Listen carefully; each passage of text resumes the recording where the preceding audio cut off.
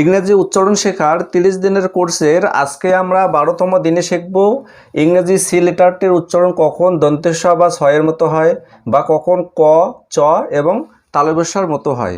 তো আজকের ক্লাসটি খুবই গুরুত্বপূর্ণ, কেননা এই সি লেটারটি কিন্তু ওয়ার্ডে এক এক সময় এক এক রকম সাউন্ড দেয়, কখনো স্বর মতো বা ছয়ের মতো, কখনো কর মতো, কখনো চয়ের মতো, আবার কখনো স্বর মতো হয়। তো ভিডিওটি পুরো দেখবে, তাহলে আশা করি আজকের পর থেকে এই সি এর উচ্চারণ কখন কোনটি হয় সেটি কখনো ভুল হবে না।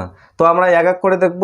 তো মনে রাখবে, সি এর পরে যখন ই, আই, ওয়াই এই তিনটি ভাওয়েল থাকবে বা সেমি ভাওয়েল, এখানে ওয়াই হলো semi vowel.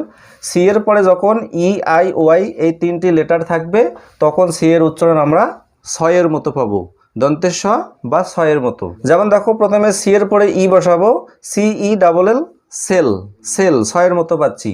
C E N T R E, centre. C E M E N T, cement. R E C E N T, recent. এই শব্দগুলোতে লক্ষ্য করো, আমরা ছয়ের মতো সাউন্ড পাচ্ছি সি লেটারের, একটাই কারণ সি এর পরে ই রয়েছে। তারপর যেমন সি আই দিয়ে C I V I L, civil, civil ছয়ের মতো পাচ্ছি। তারপরে C I N E M A, cinema, cinema. তারপরে যেমন সার্কেল, সিটিজেন। এই ওয়ার্ডগুলোতেও আমরা সি এর স্বর মতো সাউন্ড পাচ্ছি, কেননা সি এর পরে আই রয়েছে। তারপরে সবশেষে দেখো, সি এর পরে ওয়াই থাকলেও আমরা সি এর উচ্চারণ ছয়ের মতো পাবো। যেমন দেখো, সাইকেল, ফেন্সি, সিলিন্ডার। এই শব্দগুলিতে লক্ষ্য করো, সি এর পরে ওয়াই রয়েছে, তাই আমরা সি এর উচ্চারণ ছয়ের মতো পাচ্ছি। এক কথায়, সি এর পরে যখন ই, আই, ওয়াই থাকবে তখন সি এর সাউন্ড আমরা ছয়ের মতো পাবো। এবার আমরা দেখব সি এর উচ্চারণ কখন কয়ের মতো হয়। তো এক্ষেত্রে মনে রাখবে, সি এর পরে ই, আই, ওয়াই এই তিনটি লেটার বাদ দিয়ে যত লেটার আছে, ভাওয়েল হোক বা কনসোনেন্ট হোক, সেখানে সি এর উচ্চারণ আমরা কয়ের মতো পাবো। শুধুমাত্র একটি জায়গায় ব্যতিক্রম রয়েছে, সি এর পরে এইচ। সি এর পরে এইচ থাকলে কখনো কয়ের মতো হয়, কখনো চয়ের মতো হয়, আবার কখনো শয়ের মতো হয়। তো এটা আমরা একটু পরে আলোচনা করব। প্রথমে জানতে হবে, সি এর পরে ই, আই, ওয়াই এই তিনটে বাদ দিয়ে যে কোনো লেটার বসলে আমরা সি এর কয়ের মতো সাউন্ড পাবো। যেমন প্রথমে আমরা দেখব, সি এর পরে ভাওয়েলগুলি বসাবো। সি এর পরে এ বসাবো।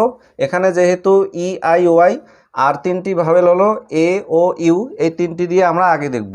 যেমন দেখো, সি এর পরে এ বসিয়ে সি এ টি, ক্যাট, ক্যাট কর মতো সাউন্ড পাচ্ছি সি এর, কেননা সি এর পরে এ রয়েছে। একই রকম করে ক্যাব, ক্যাব, ক্যান, কার, এরকম প্রচুর শব্দ রয়েছে যেখানে সি এর পরে এ বসলে আমরা কর মতো সাউন্ড পাবো। তারপরে যেমন সি ও দিয়ে, ও ভাওয়েল দিয়ে, যেমন কন্ডাক্ট, কোকোনাট, কলাম, এই শব্দগুলিতে লক্ষ্য করো, সি এর আমরা কর মতো সাউন্ড পাচ্ছি, এবং একটাই কারণ সি এর পরে ও রয়েছে।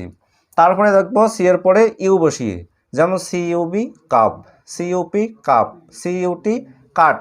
এখানে দেখো, সি এর আমরা কর মতো সাউন্ড পাচ্ছি, কেননা সি এর পরে ইউ রয়েছে। এবার আমরা দেখব, সি এর পরে এইচ বসালে কখন কয়ের মতো সাউন্ড পাই। যেমন দেখো, ক্যারেক্টার, স্কিম, কেমিক্যাল, এই শব্দগুলিতে লক্ষ্য করো, সি এর পরে এইচ বসেছে, তাই আমরা সি এর কিসের মতো সাউন্ড পাচ্ছি, কয়ের মতো। ক্যারেক্টার, স্কিম, আবার কেমিক্যাল, এরকম অনেক শব্দ রয়েছে। যেমন আরও একটি শব্দ কেমিস্ট্রি। তারপরে দেখো, সি এল দিয়ে, যেমন ক্ল্যাশ, ক্লেইম, ক্লিন, ক্লার্ক, এই শব্দগুলিতে লক্ষ্য করো, সি এর পরে এল রয়েছে, তাই সি এর উচ্চারণ আমরা কর মতো পাচ্ছি। তারপরে যেমন সি আর দিয়ে দিয়েছি, ক্রাইম, ক্রোর, ক্রৌ, এখানেও লক্ষ্য করো সি এর পরে আর রয়েছে। এক কথায়, সি এর পরে ই, আই, ওয়াই বাদ দিয়ে যে লেটারগুলো বসে সেখানে সি এর আমরা কর মতো সাউন্ড পাই। তাহলে সি এর উচ্চারণ কখন ছয়ের মতো হয় এটা আমাদের ক্লিয়ার হয়ে গেল। সি এর উচ্চারণ কখন কয়ের মতো হয় এটাও ক্লিয়ার হয়ে গেল। এবার আমরা দেখব সি এর উচ্চারণ কখন চয়ের মতো হয়।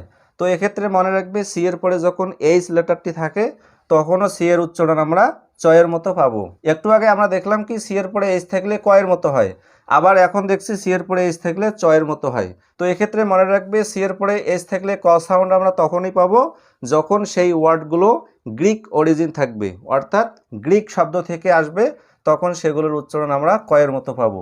আর চয়ের মতো কখন পাবো, যখন সিএইচ দিয়ে শুরু হওয়া শব্দগুলো ল্যাটিন শব্দ থেকে আসবে, তখন সিএইচ এর উচ্চারণ আমরা চয়ের মতো পাবো, অর্থাৎ সি এর উচ্চারণ চর মতো হবে। যেমন দেখো, চান্স, চ্যাম্পিয়ন, চ্যানেল, এরকম প্রচুর শব্দ রয়েছে যেখানে ল্যাটিন অরিজিন থাকবে, সেখানে সিএইচ এর উচ্চারণ আমরা চয়ের মতো পাবো। আবার এক্ষেত্রে দেখো, সি এর পরে এইচ বসলে আমরা শয়ের মতো সাউন্ড পাই। তো এক্ষেত্রে মনে রাখবে সি এর পরে এইচ বসলে যে শব্দগুলো ফ্রেঞ্চ শব্দ থেকে আসবে সেই শব্দগুলিতে আমরা সিএইচ এর একসঙ্গে শয়ের মতো সাউন্ড পাবো। সি এর উচ্চারণ আমরা শয়ের মতো পাবো। যেমন দেখো সিএইচ ই শেপ, শেপ এখানে দেখো সিএইচ রয়েছে। তারপরে যেমন মেশিন, মেশিন এখানে দেখো মাঝখানে সিএইচ রয়েছে, শর মতো সাউন্ড। তারপরে যেমন প্যারাশুট, প্যারাশুট এখানে দেখো সিএইচ এর উচ্চারণ স্বর মতো। আর এই শব্দগুলো ফ্রেঞ্চ শব্দ থেকে এসেছে, যার কারণে সিএইচ এর উচ্চারণ এখানে শয়ের মতো পাচ্ছি। তাহলে প্রথম থেকে আমরা খুব সংক্ষেপে দেখে নেব। সি এর পরে যখন ই আই ওয়াই থাকবে তখন সি এর উচ্চারণ স বা শয়ের মতো হবে। আবার সি এর পরে যখন ই আই ওয়াই বাদ দিয়ে যে কোনো লেটার থাকবে তখন সি এর উচ্চারণ আমরা কর মতো পাবো। তারপরে সি এর পরে এইচ বসলে আমরা চয়ের মতো সাউন্ড পাই কখন, যখন লেটারগুলো ল্যাটিন শব্দ থেকে আসবে। তারপরে সি এর পরে এইচ বসলে আমরা শয়ের মতো সাউন্ড পাই কখন, যখন শব্দগুলো ফ্রেঞ্চ শব্দ থেকে আসবে। আর এখানে সিএইচ এর পরে আমরা কর মতো সাউন্ড পাই কখন, যখন গ্রিক শব্দ থেকে আসবে। তাহলে আজকের ক্লাসে আমরা শিখলাম সি এর উচ্চারণ কখন ক বা ছয়ের মতো হয় এবং কখন চ বা শয়ের মতো হয়। তো ভিডিওটি ভালো লাগলে অবশ্যই একটি লাইক করে দেবে আর বেশি বেশি করে শেয়ার করে সবাইকে দেখার সুযোগ করে দেবে, যাতে তোমাদের মতো করে সবাই শিখতে পারে। তো আজকে এই পর্যন্তই, এরপর সাক্ষাৎ হচ্ছে পরের ক্লাসে। সবাই ভালো থেকো, সুস্থ থেকো।